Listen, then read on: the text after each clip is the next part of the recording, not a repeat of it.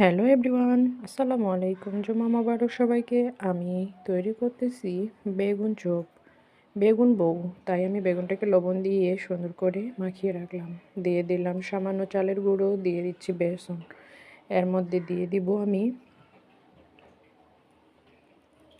একটু কালো জিরে, তারপর দিয়ে দিব স্বাদ মতো লবণ। যেহেতু আমি বেগুনের মধ্যে লবণ দিয়ে রেখেছি, একটু কম দিয়ে দিলাম। সামান্য হলুদ গুঁড়ো, মরিচ গুঁড়ো, পেঁয়াজ কুচি, মরিচ কুচি, জিরা বাটা, রসুন বাটা, আদা বাটা সব কিছু সুন্দর করে হাত দিয়ে মাখিয়ে নিব। এরপর পানি দিয়ে সেটা আমি সুন্দর করে আরও গুলিয়ে নিব। কেটে রাখা ধনেপাতা দিয়ে দিলাম। এরপর সেগুলোতে বেগুন দিয়ে সুন্দর করে মাখিয়ে নিয়ে ডুবো ডুবো তেলে ভেজে নেব।